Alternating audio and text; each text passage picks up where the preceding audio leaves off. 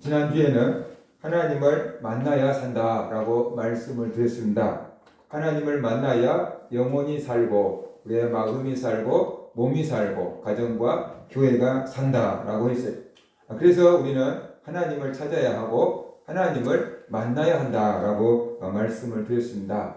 자, 그렇다면 하나님을 어디서 만날 수 있을 것인가? 오늘은 그것을 말씀을 드리려고 합니다. 본문을 보면 성막에서 하나님이 이스라엘 백성들을 만나주겠다라고 말씀을 하고 있습니다. 말씀을 듣기 전에 우리가 그 용어를 좀 정리할 필요가 있는데 성막, 회막, 성전, 회당, 교회 이런 것들을 좀 우리가 알고 넘어가야 할 것 같습니다. 하나님의 백성들이 하나님을 만나는 장소로 성막에서 또 성막을 회막이라고도 하죠. 그것에서 성전으로 바뀌었고 회당으로 바뀌었고 교회로 바뀌었다라고 할 수 있습니다. 모세 시대에 성막을 만들었는데 그 성막을 회막이라고 이렇게 부르기도 합니다. 솔로몬이 나중에 성전을 지었잖아요. 그래서 그것은 성전이 되었고 성전이 파괴되자 이스라엘 백성들이 자기들의 정체성을 지키기 위해서 회당을 만들었는데 회당이 오늘날 교회와 굉장히 흡사한 그런 말씀 중심의 예배로 바뀌었다라고 볼 수 있습니다. 그리고 신약시대에 성령 받은 제자들에 의해서 교회가 지어졌고 지금까지 이어져 오게 된 것입니다. 그러므로 제가 성막이나 회막이나 성전이나 회당이나 교회다라고 오늘 말을 할 때는 다 같은 뜻으로 이해를 해 주었으면 좋겠습니다. 하나님의 백성들이 하나님을 만나는 장소로 우리가 이해를 하고 받아들였으면 좋겠다라는 생각이 듭니다. 하나님을 만나려고 하면은 어디로 가야 할까요? 바로 교회로 가야 된다는 거죠. 어디로 가야 된다고요?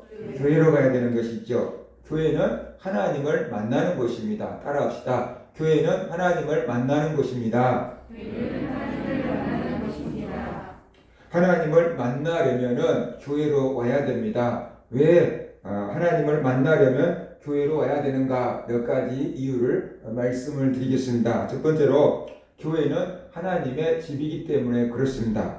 교회는 하나님이 거하시는 처소입니다. 출애굽기 25장 8절 9절 보면 이렇게 말씀하고 있습니다. 내가 그들 중에 거할 성소를 그들이 나를 위하여 짓되 무릇 내가 내게 보이는 모양대로 장막을 짓고 기구들도 그 모양을 따라 지을지니라 라고 말씀했어요. 하나님께서 모세에게 말씀하시기를 내가 그들 중에 거할 성소를 지어라 라고 이렇게 말씀했어요. 그래서 성막은 하나님이 거하시는 곳이다 라는 것이, 예수님은 성전을 가리켜서 하나님의 집이라고 하셨습니다. 그리고 만민이 기도하는 곳이라고 하셨습니다. 마태복음 21장 13절에 보면은 그들에게 이르시되 기록된 바 내 집은 기도하는 집이라 일컬음을 받으리라 하였거늘 너희는 강도의 소굴을 만드는도다 라고 이렇게 말씀하셨어요. 하나님의 집, 성전은 내 집, 하나님의 집이고 또 기도하는 곳이다 라고 이렇게 말씀을 하고 있습니다. 교회 와서 만민이 기도하다가 하나님을 만나는 곳, 바로 그것이 성막이고 교회다 라고 볼 수가 있지요.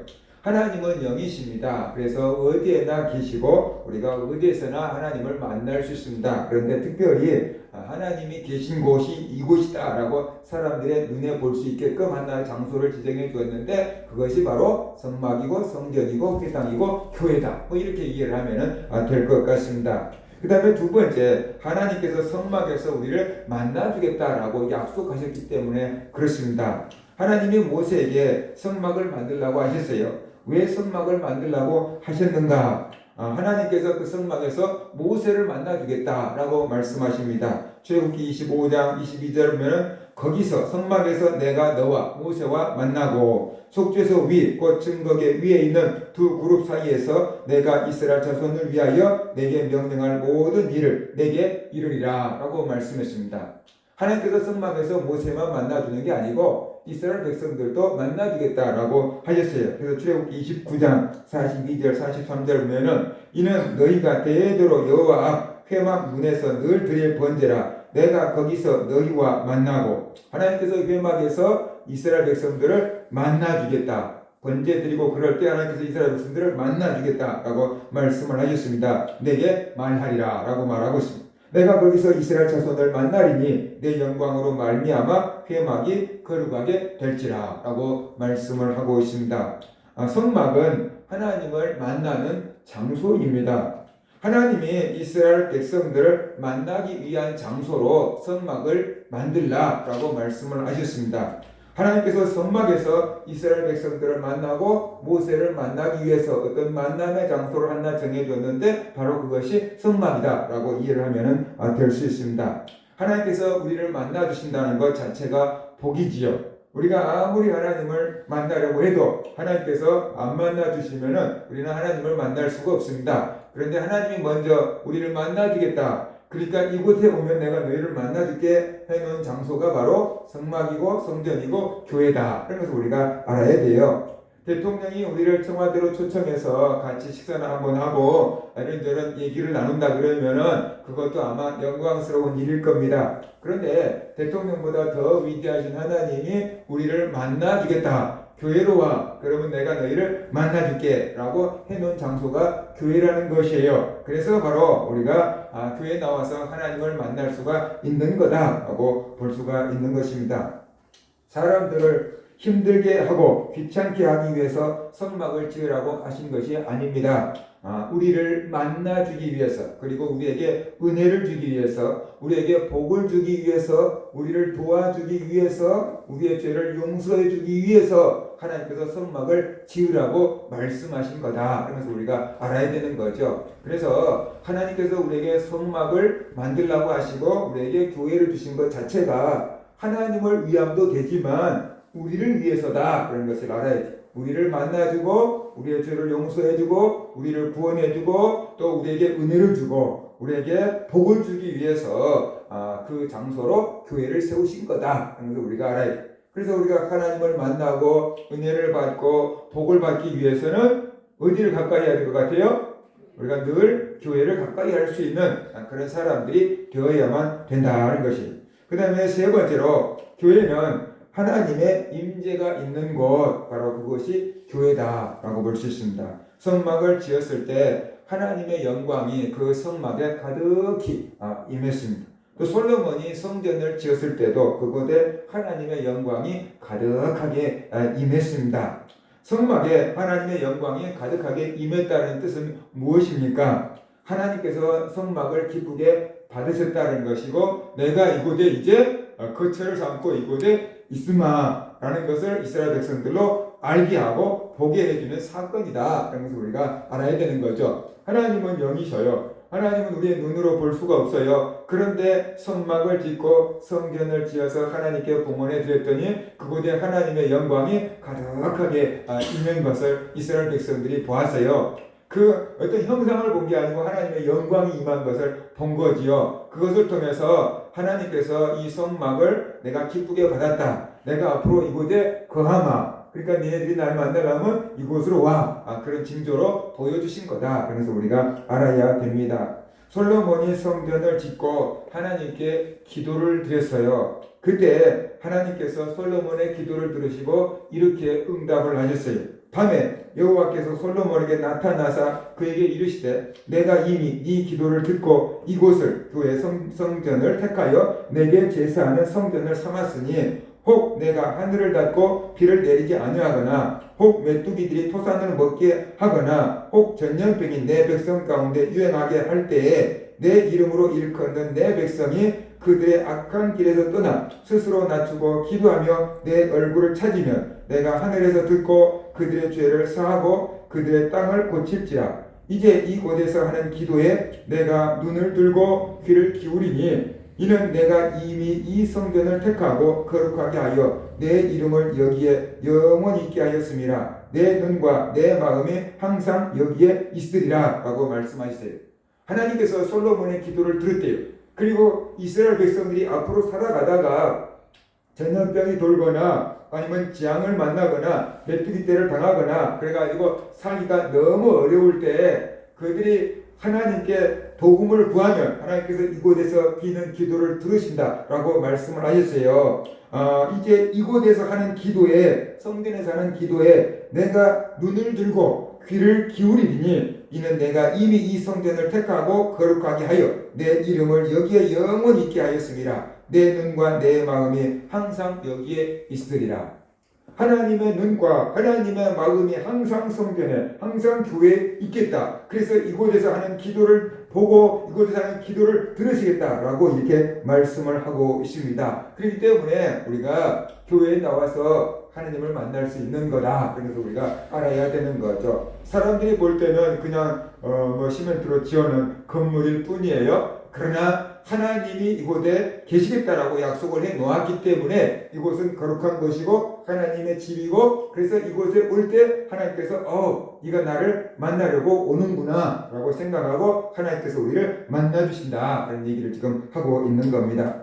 그 다음에 네 번째, 예수님께서 교회를 돌보고 계시기 때문에 그렇습니다. 요한계시록을 보면은 예수님께서 7 금초대 사이를 왕래하고 계신다라고 말씀하고 있잖아요. 그런데 그 7 금초대가 무엇이냐 그랬더니 7 교회다라고 해설을 해놓고 있잖아요. 바로 천상에 계신 예수님께서 이 땅에 있는 교회들 사이를 돌보며 다니고 계신다라고 해서 우리에게 말씀해주고 있는 거죠. 예수님이 지금 하늘에 계시지만 마음이 늘 교회에 있고 예수님께서 지금도 성령을 통해서 교회들을 지키고 돌보고 계신다는 것을 계시록은 우리에게 보여주고 있는 겁니다.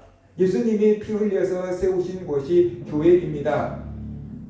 교회의 머리는 그리스도라고 했잖아요. 그렇기 때문에 예수님의 관심이 늘 교회에 있다. 그래서 우리가 교회에 관심을 둘 때 예수님과 나와의 관심이 딱 맞아지게 되고 예수님과 나의 관계가 맞아지게, 관심이 맞아지게 되면 어떻게 돼요? 친해지게 되고, 그러다가 하면 주님 주시는 그 은혜를 받아 누릴 수가 있게 되는 것입니다. 우리가 처음 만난 사람일지라도 관심사가 비슷하면 훨씬 쉽게 만나줄 수 있잖아요. 예를 들어서 강아지를 데리고 산책하던 사람들 봤어요. 강아지가 3마리가 모였어요. 강아지 주인이 3명이 모였어요. 그곳에서 길거리에서 강아지들이 노는 것을 보더니 전화번호를 땁니다.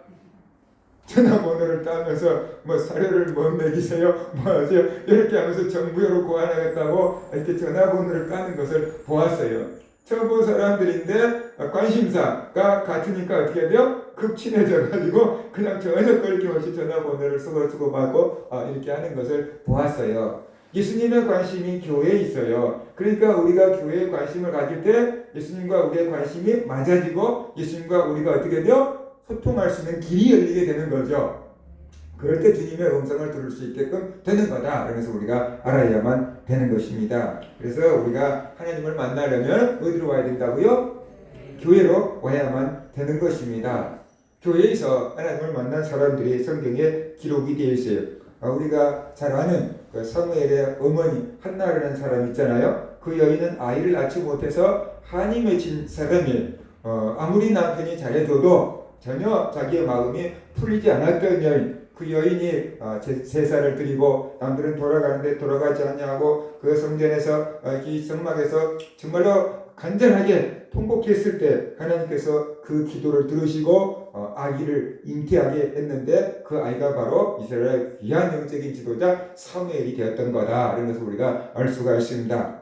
다윗은 이게 이스라엘의 왕이 돼가지고 화려한 왕궁을 지었어요. 그리고 왕궁에서 살다가 성전을 이렇게 보니까 왕궁과 비교가 됐어요. 자기가 워낙 화려한 왕궁에 살다가 보니까 하나님의 성전이 너무 초라해 보였어요. 다윗은 우리말로 하면은 이태리식 대리석으로 그냥 멋진 왕궁을 세워놨는데 하나님의 성막은 아직도 텐트였어요. 텐트, 천막이었어요.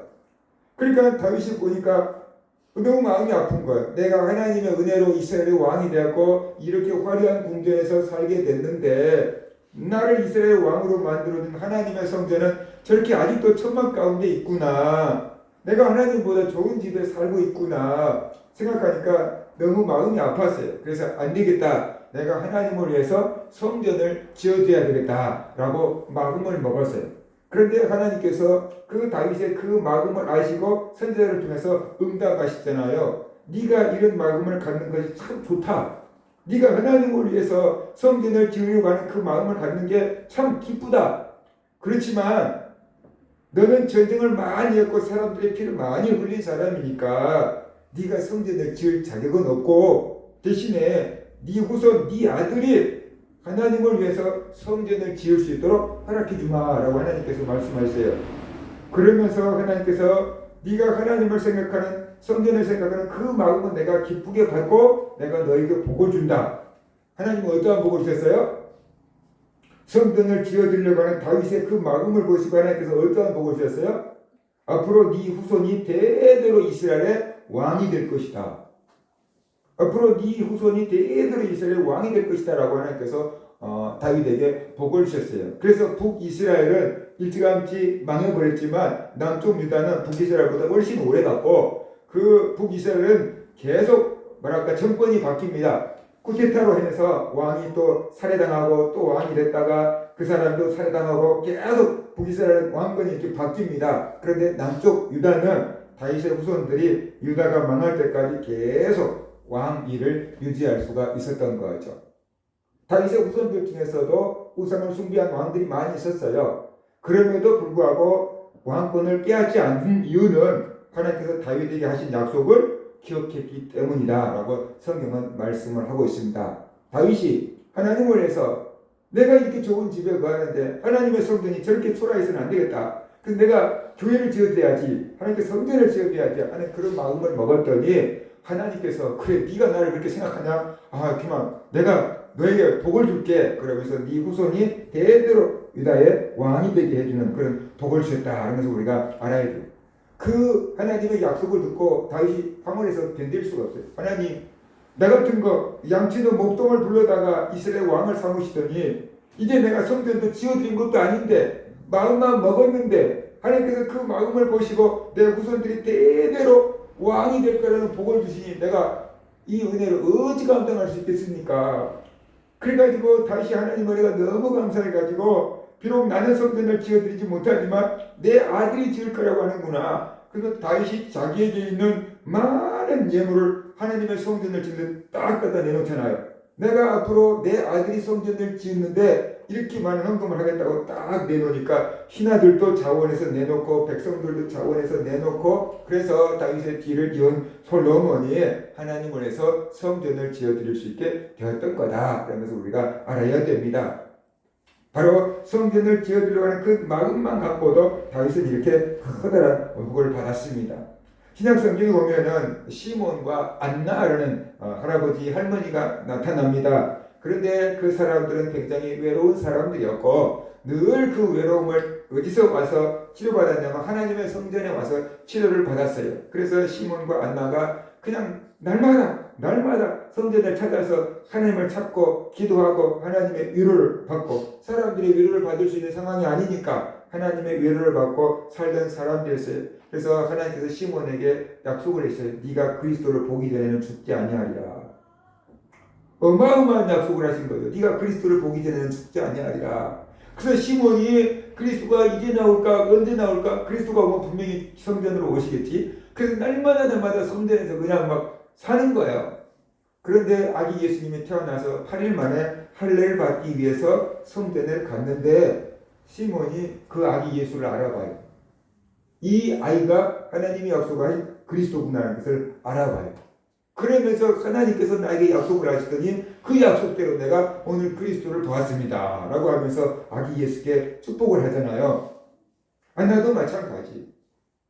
그러니까 늘 성전에서 머물던 시몬과 안나는 그리스도로 오신 아기 예수, 8일밖에 안 되는 그 아기 예수를 그리스도로 알아보고 영접하는 놀라운 은혜와 복을 받았던 거다. 그러면서 우리가 알아야 됩니다. 또 사도행전을 보면은 바울이 곳곳에 가면서 복음을 전하고 교회를 세우잖아요. 그런데 바울이 곳곳에 가면서 교회를 세웠는데 가장 먼저 바울이 새로운 지역에 도착해서 가장 먼저 찾고 복음을 전한 곳이 어딘가를 살펴보세요. 그러면 바울이 늘 그 지역에 있는 유대인의 회당으로 갔어요.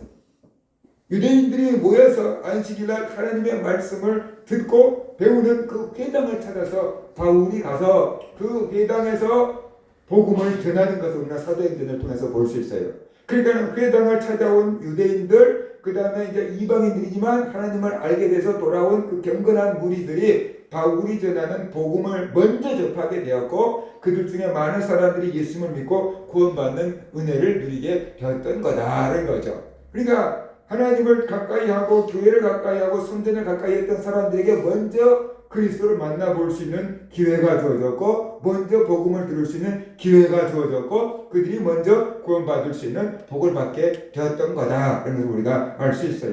성막을 가까이 하고 성전을 가까이 하고 회당을 가까이 하고 교회를 가까이 하던 사람들이 하나님을 만났습니다. 그러므로 우리도 하나님을 만나려고 하면은 교회를 가까이 해야만 된다는 것이, 어떻게 하는 것이 교회를 가까이 하는 겁니까?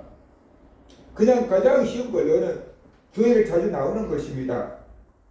우리가 예전에 학생들이 만났을 때 그 학생들은 학교 갈 때도 교회 들었다 가는 학생들도 있었고, 학교가 끝나면 학원 가기 전에 교회 와서 기도 한 시간씩 하고 학원을 가든지 집에 가는 학생들이 많았어요. 극동방송을 들으면은 코로나도 교회 가지 못하지만 출근길에 잠깐 교회 들려서 기도하고 갑니다 라고 문자 올린 사람들도 있어요. 하나님을 만나려면 교회 자주 와야 돼요. 근데 지금 코로나로 인해서 교회를 자주 올 수 없는 상황이잖아요. 그럴지라도 우리의 교회 발걸음이 뜸해지면 안 된다는 것이, 교회 발걸음이 뜸해지면 자기도 모르게 믿음이 식어질 수가 있는 것입니다. 그래서 교회에 여러 사람이 모여서 같이 예배 드리는 것이 불안해서 못 온다고 한다 그러면은 교회 열쇠는 밖에 있으니까 아무 때나 일주일에 한 번 정도라도 교회 와서 혼자 조용히 기도하고 가도 된다는 것이, 우리가 예배 끝마칠 때마다 제가 소독을 합니다. 심지어 새벽 예배 몇 사람 안 모이지만 새벽 예배 끝나고 갈 때 제가 방역을 다 하고 또 갑니다. 그리고 창문 다 열어놓고 갑니다. 그러니까 교회 와서 감염되면 어떡하지 하는 그런 염려는 좀 내려놓으시면 좋을 것 같아요. 혼자 교회로 오더라도 마스크 쓰고 여기서 기도하고 가고 그러면은 감염 염려는 거의 없으니까, 여러분이 교회 한 번이라도 더 들르겠다라고 하는 그런 마음과 자세를 가지고 살아간다 그러면은 힘들고 어려운 가운데도 믿음을 지킬 수가 있을 겁니다. 다니엘은 바벨론에서도 예루살렘 성전을 향해서 하루에 3번씩 기도했습니다. 성경을 보면 이렇게 말합니다. 다니엘이 이 조서에 왕의 도장에 찍힌 것을 알고도 자기 집에 돌아가서는 윗방에 올라가 예루살렘으로 향한 창문을 열고 전에 하던 대로 하루에 3번씩 무릎을 꿇고 기도하며 그 하나님께 감사했더라 라고 말하고 있습니다. 왜 다니엘은 예루살렘 쪽을 향해서 창문을 열고 기도했을까요? 성전을 향해서 기도하는 것을 응답해 주겠다라고 하는 그런 솔로몬의 기도를 믿었기 때문에 그렇습니다. 역대하 6장에 보면 만일 주의 백성 이스라엘이 주께 범죄하여 적국 앞에 피하게 되므로 주의 이름을 인정하고 주께로 돌아와서 이 성전에서 주께 빌며 간구하거든 주는 하늘에서 들으시고 주의 백성 이스라엘의 죄를 사하시고 그들과 그들의 조상들에게 주신 땅으로 돌아오게 하옵소서라고 솔로몬이 기도했거든요. 솔로몬의 후손들이 하나님께 범죄해서 나라를 뺏기고 포로로 끌려가거든 그 포로로 끌려간 땅에서 성전을 향해서 기도하면 하나님께서 들으시고 포로된 땅에서 돌아오게 해주세요 라고 솔로몬이 기도했는데, 다니엘은 그 기도를 믿은 거죠. 성전을 향해서 기도할 때 하나님께서 들어줄 거다. 비록 내가 포로로 끌려와서 고국에 돌아갈 수 없는 먼 거리에 있지만 그들의 마음이 어떻게 돼요?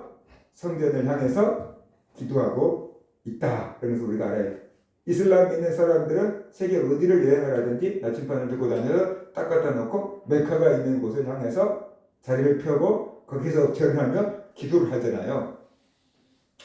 우리가 어디에 있을지라도 교회를 향해서 마음을 우리가 교회를 향해서 기도할 수 있는 그런 사람들이 되어야만 된다는 거죠. 그게 내가 마음을 교회로 향하나 어디로 하나 뭔 상관이 있어 라고 할 수 있겠지만, 하나님의 약속을 붙잡고 하는 것이 믿음이니까, 하나님 교회를 향해서 우리가 기도할 때 하나님께서 그 기도를 들으시고 또 하나님께서 만나 주실 거다라는 거죠.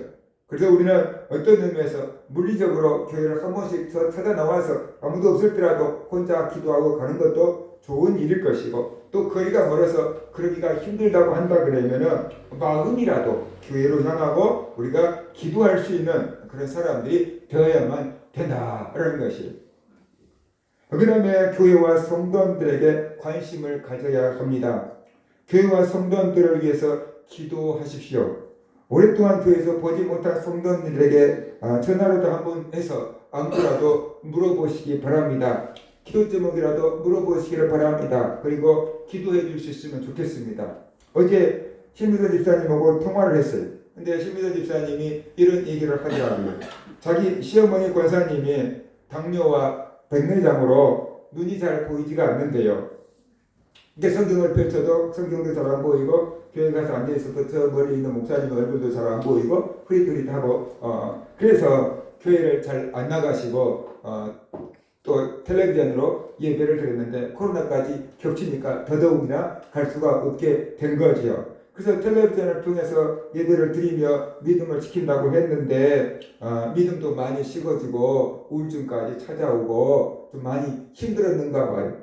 그런데 예전에 알고 있던 어떤 분이 전화를 해가지고 코로나로 인해서 교회를 못 나간 사람들이 많이 있으니까 전화를 해서 기도해주는 일을 한다고, 그러면서 신입사님 시어머니 그 권사님으로 해서 기도를 몇 번 해줬는가 봐요. 그런데 그분의 기도를 전화로 받고 그 시어머니 권사님이 믿음이 다시 살아났어요. 회복이 됐어요. 신입사 얘기가 전화하면 목소리가 달라졌어요. 예전에는 막 우울증에 걸리고 막 힘도 없고 막 그랬는데, 신장 투석까지 하고 그러니까 더 힘이 없고 그랬는데, 지금 막 목소리가 활력 있고 막 힘이 있어지고 막 아주 막 은혜가 충만했다.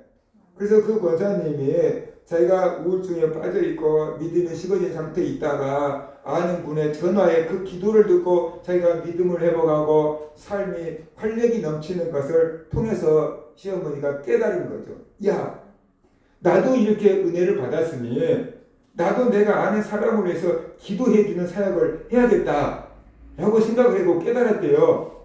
그래서 시집사한테 자주 전화를 해가지고 며느리를 위해서, 손자들을 위해서, 아들네를 위해서 그렇게 기도를 해주고 있다는 거예요, 지금. 그러니까 교회를 와야 될 성도들이, 교회 와서 성도들과 교제해야 될 성도들이 코로나가 무서워서 교회를 못 나오고 성도들과 교제를 못 나누고 있으니까 몸의 건강은 지켰지만 그 영적인 건강이 무너져가고 있잖아요. 알게 모르게 그냥 골다공증 걸린 것처럼 무너져가고 있잖아요. 우울해지고 힘들어지고 짜증나고 막 그러잖아요. 그럴 때 성도님들이 전화 한 번이라도 해서 위로해주고 기도해주고 그러면은 얼마나 힘이 나겠냐라는 거죠. 얼마나 도움이 되겠느냐라는 거예요. 그러니까 지금 힘들고 지친 사람들이 많습니다. 지난번에 제가 어떤 분하고 전화를 했는데 돈이 있으면 뭐하냐, 죽고 싶은 마음이다, 예수를 믿는데도 죽고 싶다 그러는 거예요. 내가 우울증이 있냐고 물었더니 오래전부터 있었다고 그러는 거예요. 그래서 그러면 우울증은 이렇게 얘기해야 됩니다. 새벽에 교회 가십시오. 그리고 이렇게 기도하십시오. 지금은 이러 뭐 해주십시오, 뭐 해주십시오 이런 기도하는데, 그런 기도하지 말고 하나님 내 마음이 이래요. 하나님 내 마음이 죽고 싶어요. 하나님 뭐 자식 때문에 속상해요. 남편 때문에 속상해요. 뭐 돈 때문에 걱정돼요. 뭐 이렇게 그냥 내 마음을 그냥 다 토해놔라. 그리고 하나님께서 울다 와라. 그래야지 우울증이 치료된다 라고 얘기했어요. 그 전화를 끊었는데 다시금 전화가 왔어요. 그래서 1분이라도 기도해 달라는 거예요. 기도해 달라는데 목사가 안 해줄 수 없잖아요. 그래서 기도해 주는데 가만히 있는 거예요. 기도를 하는데 아무 소리 안 들고 가만히 있는 거예요. 그 기도를 다 마쳤는데 뭐라고 얘기를 하냐 그러면은 눈물이 폭포수처럼 쏟아져 버렸대요. 기도받고 있는 동안에 눈물이 폭포수처럼 쏟아지더니 마음이 평안해졌다고 그러는 거예요. 그래서 다음날부터 기도하고 있다고. 목소리가 진짜 달라진 거예요. 목소리가 진짜 달라져요. 이 살만 난다는 거예요. 살만 난다는 거예요. 건강 걱정 뭐 걱정 막 하고 뭐. 그랬던 사람이 그렇게 열심히 했던 사람인데 코로나로 딱 막혀갖고 교회를 못 가버리니까 집에서 예배 드린다고 하지만 또 감각하고 좀 다르잖아요. 그죠? 그래갖고 막혀갖고 오랫동안 있다가 전화를 해주니까 막 이제 살 것 같다고. 응? 방 안으로 막 집에서 막 1시간 넘게 기도했다고. 막 이렇게 막 하는 거예요.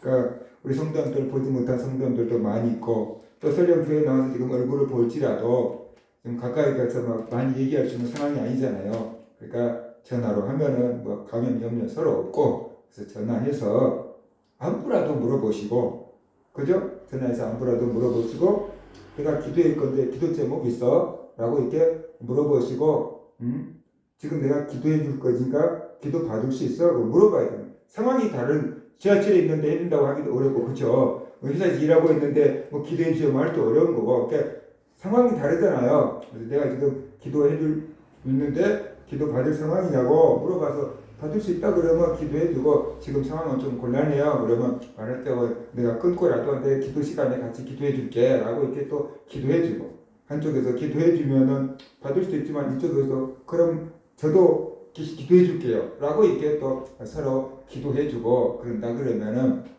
커다란 힘이 되고 위로가 될 것입니다. 그래서 우리가 서로 교회와 성도들의 관심을 갖고 살아가는 것 그것이 하나님을 가까이 하고 교회를 가까이 하는 비결 중에 하나다라는 것입니다. 마지막으로 교회를 위해서 봉사해야 됩니다. 교회에서 봉사해야 합니다. 그래야지 소속감도 생기고 믿음도 생깁니다.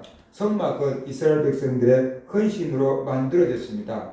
하나님께서 모세에게 말씀하셨습니다. 성막을 짓는데 이러한 재료가 필요하다. 그러니까 이스라엘 백성들에게 그 재료를 싹 얘기해주고 있는 사람들, 하나님께 드리고 싶은 사람들은 자원해서 드리라고 해라. 그래서 모세가 이스라엘 백성들을 모아놓고 하나님께서 성막을 지으라고 합니다. 성막을 짓는데 물개 가죽부터 시작해가지고 이러한 색깔 들어있는 실까지 이런 것들이 필요합니다고 쫙 얘기를 했어요.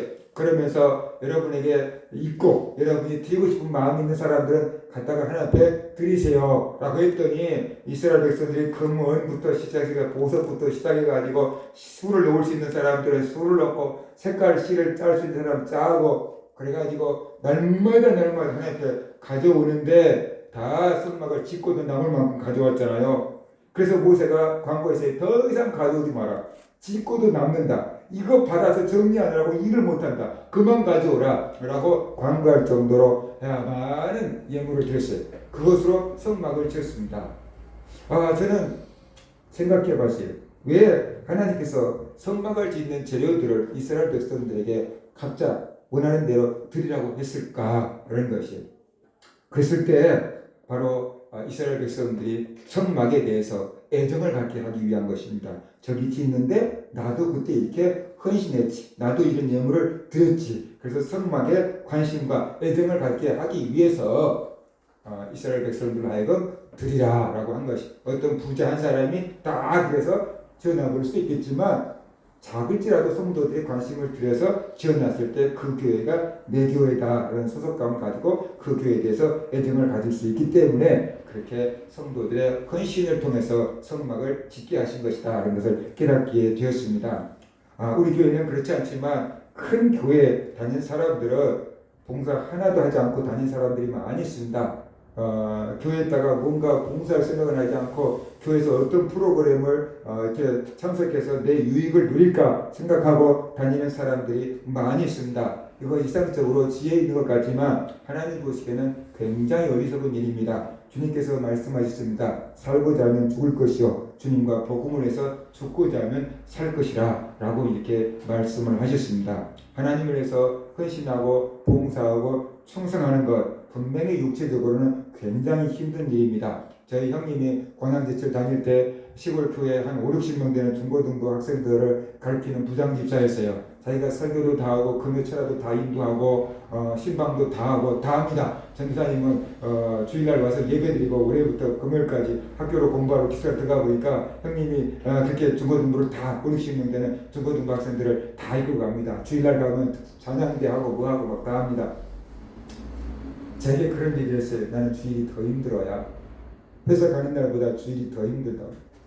계속 봉사를 하니까 그렇죠. 분명히 몸은 지치고 힘들죠. 그런데 그런 것들을 통해서 하나님의 은혜를 경험하고 그런 것들을 통해서 믿음을 지킬 수가 있게 되는 거다라는 것입니다.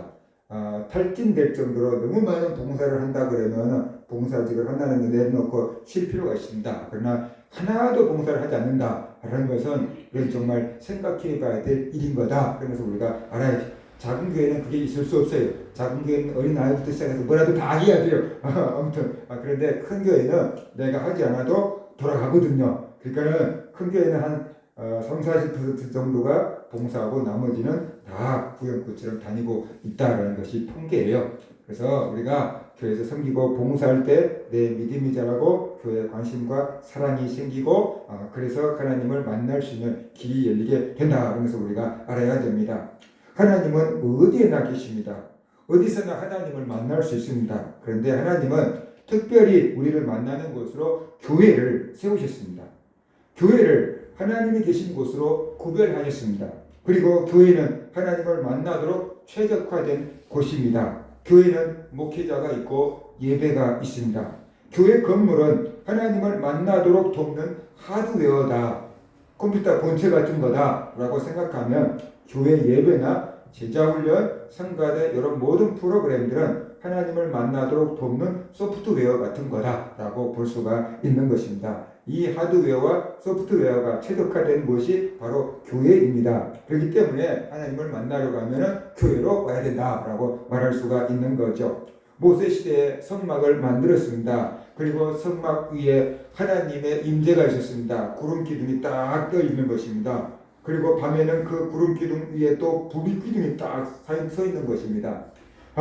그래서 이스라엘 백성들을 지키고 보호해 주었던 거죠. 길을 인도했던 거죠. 이 구름 기둥이 성막 위에 있는 구름 기둥이 떠오르면 이스라엘 백성들은 짐을 싸가지고 구름 기둥을 따라서 이동하고 구름 기둥이 멈추면 거기다가 성막을 치고 텐트를 치고 그곳에서 이스라엘 백성들은 살았습니다. 그런데 성막이 딱 있으면 동서남북이 있잖아요. 그 동서남북에 이스라엘 세 지파씩 진을 칩니다. 성막이 딱 가운데 있고 동쪽에 세 지파, 서쪽에 세 지파, 남쪽에 세 지파, 북쪽에 세 지파, 성막을 중심으로 세 지파, 이스라엘 12지파니까 딱 진을 치고 삽니다. 그러니까 항상 나와서 어디서든지 딱 나와서 가운데를 보면은 성막이 있는 거예요. 그래서 구름 기둥이 떠오르나 안 떠오르나, 이동을 해야 되나 말아야 되나, 그걸 보는 거죠. 그래서 구름 기둥이 떴다 그러면 무조건 짐 싸갖고 따라가는 것이, 멈추면 무조건 그대로 텐트 치고 사는 건데, 동서남북 세 지파씩 항상 가장 성막과 가까이 어디서든지 성막을 볼 수 있게끔 그렇게 생활했던 거죠.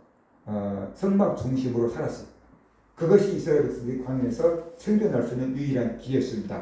오늘 우리가 살아갈 때 교회 중심으로 살아야만 된다.